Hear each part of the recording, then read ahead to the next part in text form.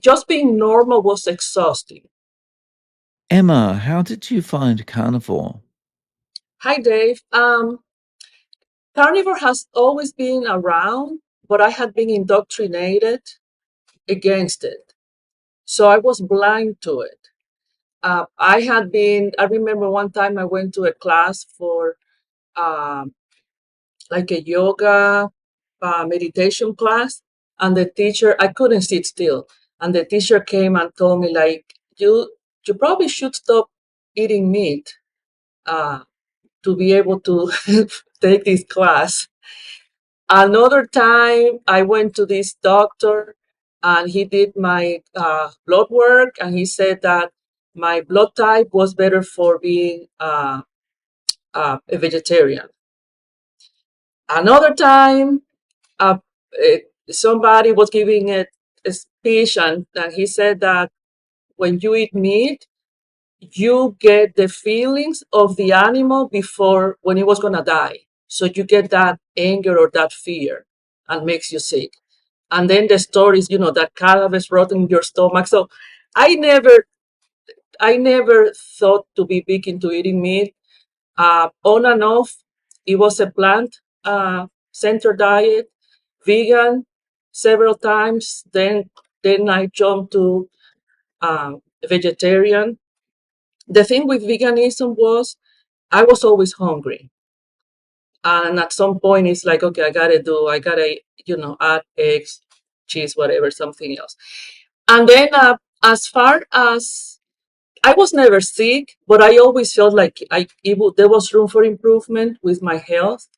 I didn't know what, but I was always looking for something. And then there are, I think, like two main ways that of like nutrition culture, I'll say. Some people do a lot of detox, some people do a lot of supplementation. So I was into the detoxing often to maintain health. And I think that ultimately, now looking back, that was a good thing because I never accumulated a lot of, toxins and all that because I was always into detoxify myself. I never looked sick. I was never overweight. Um, I'm 5'9", 140 pounds, 130 pounds. Uh, had four babies, lost the weight right away. So when I would go to the doctor and say, I'm tired, basically I complain about being tired, then they tell me why it was okay to be tired. They say, well, you have four kids. I have four kids in less than 4 years. I mean, you're too busy. I had a full-time job. Uh, I try to stay active, play tennis. Oh, you do sports. Of course, you need to be tired. But I will see people around me doing the same things, and it didn't seem that they had to put as much effort as I had to put. Just being normal was exhausting. That's pretty much where I was. So so then the kids grew up, and I started my business. I finished. Okay, I have a little time for myself. I have a degree in sanitary engineering, and I started working with uh, a technology to improve water purification, oxygen based. So I'm working with that, researching, and then one day it occurred to me, if we are mostly water, 60 to 70% water, maybe if I can improve the water environment in the body, that might help with my health. So I started taking, I reformulated the product, started taking it uh, in therapeutic amounts. So, like, very concentrated. Uh, and then I started feeling better. My energy went up. I would get up like as soon as the alarm went off. My eyes felt more happy, more willing to do things.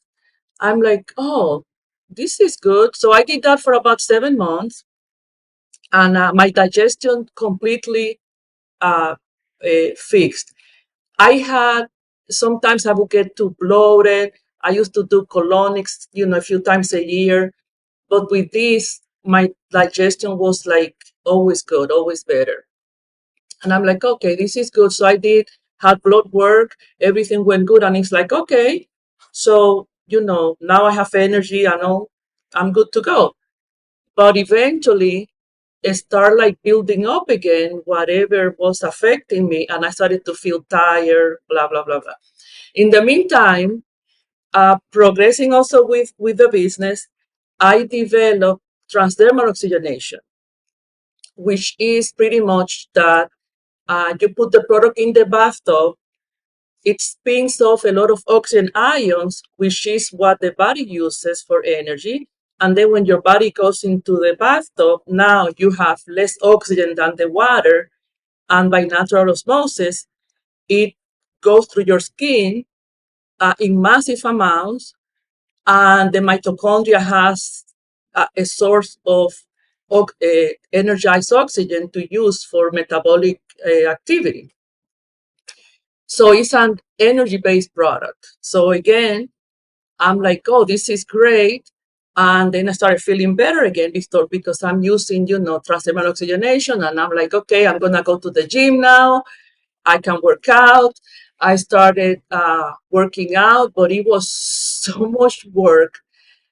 I mean, it was just an hour to work out. I don't know how I made it through the hour in the classes. And I see people, they finish and they are older than me, and then they go to another class or they go to play pickleball. And I'm like, how do they have so much energy? And I was only working like every other day just to have a day to rest. So I started soaking more often and then I'm good. But it's like, wait a minute, these people are not soaking and they're like normal. They work out every day. And then I started thinking, I think I'm concealing something with this. I'm using my product to increase energy, but what is robbing my energy? Maybe I have a cancer or who knows what I have.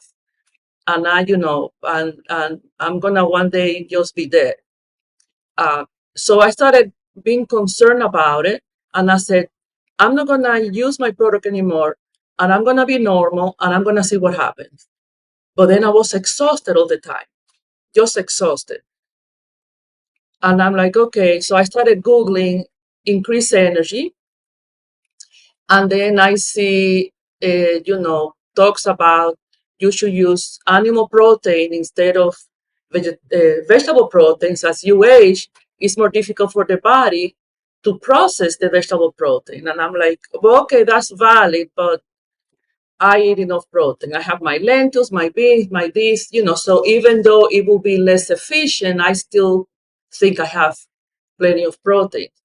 But then now I had affected my algorithm with that search. So now I'm getting unwanted feed for keto and carnivore.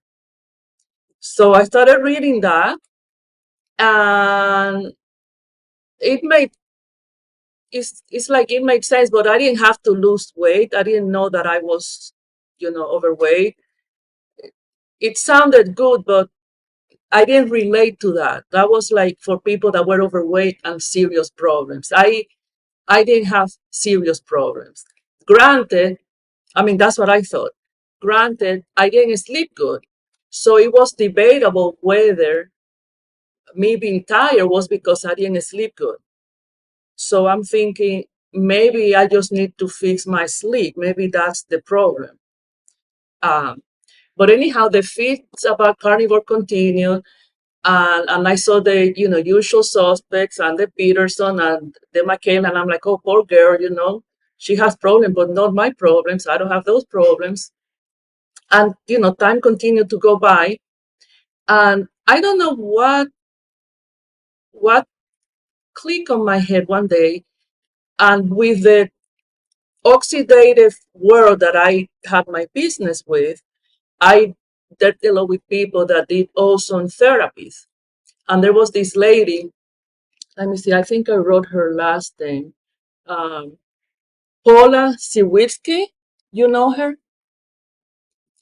Yeah, she has a Facebook group for ozone, the power of ozone, and then she started a second Facebook group, the power of oxygen and ozone and meat.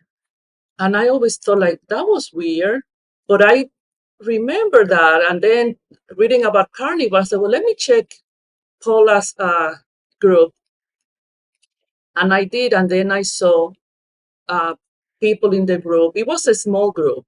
I haven't been there in a while. It's probably still small, about the testimonials and people saying, what they did and how they got better. And some of them said, about the brain fog, how it lifted and they're sleeping better. And I'm like, oh, I this sounds good. And but the one thing that sold it for me was not eating meat. It was because they explained that it was an elimination diet. And that made sense to me. So I wasn't still convinced that meat was the way to go, but I was willing to make a sacrifice because I've always been into detox and it makes sense to me. Okay, you keep one nutrient and then you eliminate everything else, and then you can find out what the problem is. So I said, okay, I'm going to give it 30 days. I started, this was December 2022. I was 95% vegetarian, and I went January 1st, 95% carnivore overnight. Uh, I had read about the people getting sick, whatever. I didn't have any of that. I think just because my digestive system was, working so well because I was always oxygenating it and all that. And the fourth day, it took 24 hours to realize I have a carb addiction bad. I mean, you have to see the plate of meat that I had. I don't know how I ate it. It was so much, but I wanted to eat a lot because I didn't want to be hungry. I had anxiety about being hungry, and I was still looking for something sweet. And I said, okay, this is not possible. Even if it's only for that, for taming down a little bit the carb addiction, I need to make it the 30 days. So I continue. It was tough. The second day, the third day, I I almost had to like have dinner, do the dishes, and leave the house because otherwise I was gonna eat something. So by the fourth day, I wake up in the morning to go to the gym, and nothing hurt. I always had aches and stuff, which I thought they were normal. And I wake up, and then I warm up my body, stretch a little bit, 5 minutes, and then I'm good to go. I didn't have to do any of that. I'm like, this is weird. I can't believe this had to do with not eating carbs or not eating vegetables. This is so weird. So, okay, so a week went by, and then I revisited my effort to see if it was worth it and if wanted to continue the other 21 days. I had lost 3 pounds in that week, even though I was eating a lot. I had no aches. I would wake up in the morning and I can touch my toes. And then I said, okay, I really didn't have all these problems that all these other people had, so I don't need to make that big sacrifice. I'm going to continue, but I'm going to drink my wine. I used to have a glass of wine almost with every dinner. So I stopped that. And then I said, I'm going to continue, but with the wine. I didn't have a drinking problem. I don't have a drinking problem. The reason I wanted to continue the wine was I eat fast. And then the wine kind of like is more of a ceremonial thing. I sit down, have a little sip, eat a little bit. I live by myself. I have Netflix, whatever, and it makes me happy. The whole thing, and then I'm done with the food. But then, without eating wine, without drinking the wine, I will eat there I was done like in 3, 4 minutes. And then I was like, oh gosh, like, like I just wanted to eat something more because I finished. So I'm thinking I'm going to use it as a tool just to help me, slow down the eating, whatever. I didn't think it was going to be a big deal as far as the switching to burning fats. The body lost a stop right there. I only lost those 3 pounds. Uh, I continued the carnivore, finished the month, had a blood work to see what had done any damage because this is crazy. All my blood work was fine. Uh, my cholesterol was a little bit up, which didn't bother me because I understand, the way it works, and also that is not true what they say. My biological age was very good, was 12 and a half years younger, which I knew because of the oxygenating products. I knew that supports, cellular metabolism and a more oxygenating environment, more aerobic environment. And I knew that biologically I was younger. So that was a good validation. I I didn't think that carnivore influenced uh, much at all because I continued to drink wine. So and in those 21 days, I went a couple of times to have sushi. So I wasn't very strict. So then I said, okay, let me do it 30 more days. Uh, I was doing much better with the carb addiction. I said, let me give it another month. And, you know, now that it's so easy, why to stop now and see what else happens? Uh, Not much happened. Well, my anxiety went down significantly, uh, but I didn't have that on my list. On my list was sleeping better, bad memory, and losing 5 pounds. I thought that all I needed to lose was 5 pounds. So my anxiety was better. Something else I noticed was I like to watch mystery things, but I would get very stressed out. So I noticed that I was able to watch those things and not get so stressed. So neurologically, I was more, I guess, stable per se. My energy went up. So I'm thinking, okay, well, that's as much as I got. I don't need to continue this big sacrifice. So I went back to normal after 2 months. But now, instead of being plant center, I was more meat center because that was a learning for me those 2 months of how important meat was as far as nutrient source. So I resumed my normal life, no carbs or minimized carbs, uh, and then having more meat and just a little bit of vegetables. I baked once a week. Let's say I baked a pie and then I had one slice every day. So I thought that I was managing everything very good because I only had one slice. And sometimes I didn't even have the whole slice. So I thought it was very good. So I did that for about 3 months. I was normal.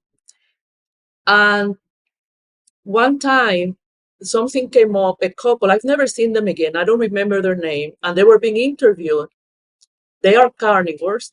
And the lady was saying, if you get anything out of this interview, don't quit too soon. Most of the improvements I realized happened after the first 90 days. And that made me rethink maybe I quit too soon, and maybe I didn't have it as clean as I should have because they were saying, it's very important that you have it clean and all the seasonings that I used, because it wasn't like meat and salt. I was just doing very dirty carnivore. I said, I didn't give it a fair chance. I'm just going to do it, the ruminant, salt, water, no more wine. I didn't have the carb addiction anymore. Okay, let's do this. So I started, Dave, and then magic happened. I was feeling so good. I was losing 1.5 to 2 pounds every week. The first 10 pounds I lost, I didn't notice them because they were internal fat. They were like the bad, difficult fat. This is June of last year, June, June, July, August, in the summer. I went up on all the weights at the gym. I went up on the running speed. I was sweating less, even though it was the summer, because it took less effort for my body to do the workout. And I was using fat as fuel, and it's more efficient way of energizing the body. I, uh, I mean, I don't even know what to. The stamina went up, the endurance. I just felt so good. I would wake up like a teenager, taking advantage of the day. Before I would wake up and it's like, oh, I wish I don't have anything to do today. Now I was like, oh, life is good. Plus, I'm in Illinois. We don't have that many months of summer. You cannot waste a day, a good day. Uh, and it was really, really, really amazing. So then you go through the stage where you want to share it with everybody and tell everybody how good you feel. That didn't last long because I started getting upset with people, and I'm like, I'm gonna lose friends because I didn't like when they would say, oh, you're getting too skinny, blah blah blah. Anyhow, so I want to share something that happened one day that was something not that important, but it was huge for me. So now this is October. It's a Sunday. I wake up. I feel if what I'm gonna do today. I take my bicycle and I go to ride my bicycle at a forest preserve where I used to take my kids 13, 15 years ago. And I would go there. It was beautiful. It was a fall day. Uh, they have a little lake. It was just a marvelous day. On the way back, there is a hill and a bridge, and I used to get off my bike because it was too steep and then walk my bike up to the other side. I went right up, and I was like, how this happened? I mean, more than 10 years ago, I was younger. I played tennis. I ran, and now I'm an old lady. Just took the bike out. How did I go up that hill? I couldn't I couldn't process it.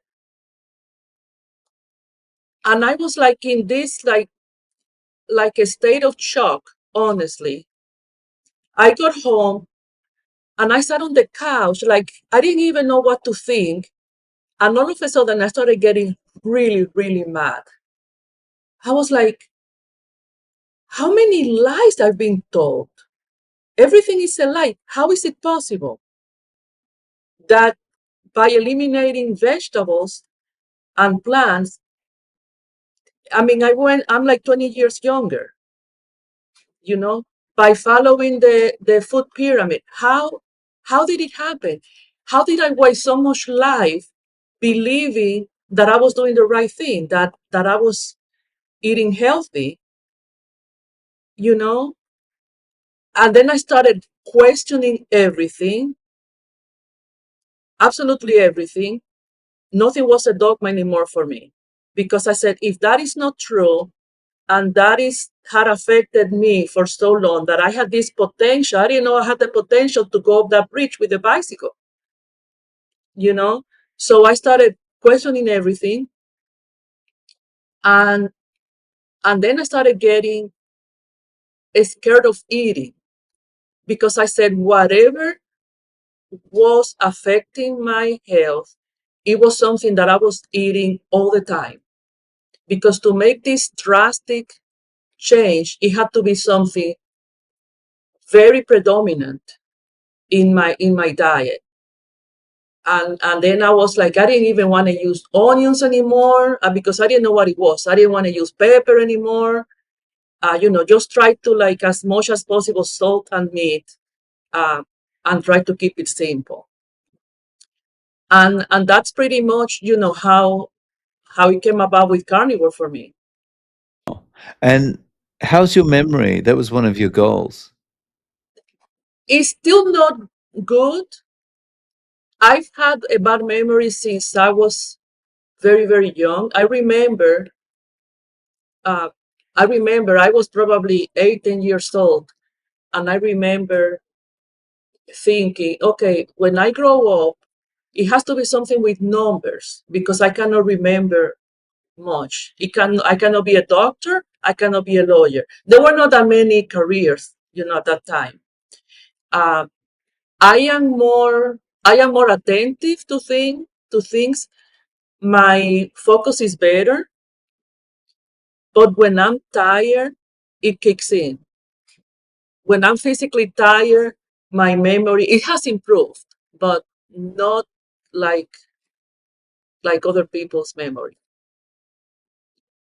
So I have accepted that a little bit. Right, right. So how do you eat day to day? What's your menu like? Um, okay, something that I wanted to. I'm glad you asked that, because something that also helped me with long-term carnivore was, it's not only about nurturing the body. You got to work out what you get out of eating. For example, in the beginning when I said, okay, I can continue, but I need to keep my wine. Uh, but I replaced that with other things, because what was the wine doing for me?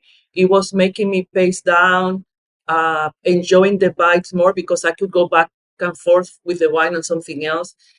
So I like having two or three different things on the plate, that I have a variety of things. And that also was not missing the vegetables so much, because that's what the vegetables were doing for me, just going back and forth between the meat and the vegetables. Uh, I always try to have eggs for breakfast. Sometimes I'm not hungry, and what I do is that I put the egg in the coffee. It tastes is delicious. So I take the egg, beat it up, take the hot coffee, pour it, and it's kind of cooking the egg as it mixes. And then I add half and half of cream, and I have a coffee with good protein, uh, and then I can wait for lunch. And the reason I do that is, let's say that I go work out and I come home and I recover much faster from my workouts. I actually don't even get in pain anymore. I used to, like, work out, and then if it was, a bad one, the next day I don't go to rest. I work out every day. I can do 2 hours of pickleball. Uh, I don't plan around my workout. I work out and I continue with my day. So I don't need to account for that deficit of energy anymore. It's not a big deal anymore. So I like to keep the lunch. I could have gone 2 meals a day, but I want to keep it as normal as possible, because also I come from a culture that we like to eat. We look forward to the next meal. I'm from Dominican Republic. Everything evolves around food. And I don't want to skip lunch. So I want to have my breakfast, I want to have my lunch, I want to have my dinner. So when I work out and it's running late, it's like 9:30, 10 already. I didn't have breakfast. I'm a little hungry. So I have my eggs in the coffee, and then I'm ready. I'm hungry at lunch. And then at lunch, I just have a light meal, so I can eat at dinner. I don't want to have a one meal a day, because that takes two joys out of my day if I skip to only one meal. Um, and usually, like a typical lunch will be uh, a burger patty, like an 8-ounce patty with an egg on top, for example, or some type of meat soup. On Sundays, I like to make stews, and that will be side by side. If I have a steak for dinner, then I have a little bit of a stew, a steak. I eat a lot of lamb too. I get the lamb ribs. They are delicious. I bake those also, usually on Sundays, and then I have a couple of bones, some stew, and a steak for dinner. Sometimes I have it for lunch. So I always have something. I don't need a lot of cheese. I use mostly for seasoning. Uh, like after I cook a steak, I might put grated Parmesan on top, something like that, or put cheese in the egg. I do decaf coffee. I don't. I don't need it. I didn't need the caffeine, and I stopped drinking coffee, but nothing changed. And I really like the just having the that drink in the morning, and also it's a vehicle for having the egg. So I decided just to have decaf coffee in the morning, and also keeping the drinking coffee aside from I really enjoy it is an opportunity that I can socialize, meeting a friend for coffee, because now it gets more difficult to meet friends for dinner because now we eat weird. So it's like, oh, let's meet for coffee. It makes it, it's just a good opportunity to socialize. Oh, and that's the other thing. I'm a lot more social now. I've been always being introverted, and I find myself now that I enjoy and look forward to spend more time with people. Where before I, I hang out with people, but then after a little bit, I had enough, and I just wanted to leave. So that has changed too. So eh, something that I wanted to share is I went into this not believing with an agenda, and I think that we sometimes throw too much at it. And I just wanted to encourage with people, just do this, see what happens. I didn't think I had 20 pounds to lose. I just honestly didn't see myself uh, that heavy. And then I realized, how did I put that weight? It I thought it was just aging or, normal, losing the curve. So if I, you know, we shouldn't have that much expectation. We should assume we are all we have a detriment with nutrition, and we need to do the carnivore, give it a try, and see, be happy with the changes. I think that's good advice because often when you in any part of life, when you go into a new endeavor with too many expectations, you end up being a bit disappointed, right? Yes, yes. And the other thing is, don't blame everything on carnivore. Oh, something happened so I just got my follow-up. Last year, I got a follow-up blood work after I resumed carnivore, and I was doing it the right way. 3 months later, I rechecked my blood. My biological age went 9 months younger with only 3 months of being carnivore. So not only that, it went 9 months younger, but it had been 6 months since the last test. So I went 1.3 years younger with only being in carnivore 3 months. That's huge. That's awesome. Yeah, that's huge. That's huge. So then, but then something happened because you think, oh, carnivore cure everything. I was supposed to be taking vitamin D. Uh, in the fall, I started taking vitamin D, but I was feeling so good, and I didn't take vitamin D. Then I was started to feel really low energy again. Had some blood work last week. My vitamin D was below range. Uh, and then that was like, you know what? We are still normal, aging, whatever. I cannot expect that carnivore. I mean, I cannot put so much to only carnivore. I mean, I have to take my vitamin D. That's the only supplement that I take, vitamin D. I put a lot of salt on everything. Uh, I used to get really, really bad cramps. So that took care of it. Oh, and something else that I didn't understand the first time around, but the second time around, I did it the right way. I've never been uh, concerned with fats. I mean, I've always been friendly with fat, but I didn't realize how much fat was I supposed to take.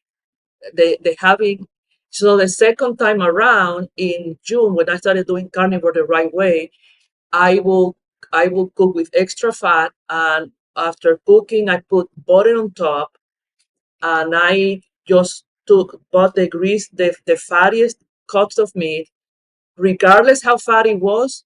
I cooked the rib eye and I put butter on top, and I was just increase the fat, and I think that made a big difference. Right now, I'm probably 60-70% fat. Yeah, I think a mistake a lot of people make is, they still get in the mindset of fat is bad. So even when they start eating a lot more meat, they're still kind of minimizing the fat they should take in, right? Yeah, I don't think that they realize is how much of it. So one way that it helped me understand it was, before I was running on carbs, now I'm running on fat. So how much carb were you eating before? You got to replace that amount with fat. So that made me realize, okay, it wasn't even close. The body needs to feel the abundance of fat to make the switch. Yeah. So how have people around you reacted to this? Like I said, I started telling people, trying to help, but then I started getting mad. And I'm like, I have to separate friendship from trying to tell people uh, that they should try this. Because it's like you're telling them, oh, you are fat, you don't look good. It's not so much about their health. They don't think they're unhealthy because they're taking medication for the blood pressure and it's under control, and they're taking medication for the cholesterol and it's under control, and they're telling me, oh, your cholesterol is too high, but my triglycerides and everything is good. And I'm like, okay, I need to separate that. I need to accept them the way they are. My kids are good with it. I was very happy for Christmas. They got me carnivore gifts. They got me a book. They got me seasonings, cutting table, stuff like that. So that was very supportive. So, Emma, is there any way that people can reach out to you? Do you have any social media, website, or any way of getting in contact? Yes, I have my company website. The company is called Wetway. The website is shopwetway.com, and they can go there, email me info@shopwetway.com. Awesome. I'll include those in the show notes. Okay. Thank you so much for coming on and sharing your story today. I really appreciate Oh, your thank you for time. having me.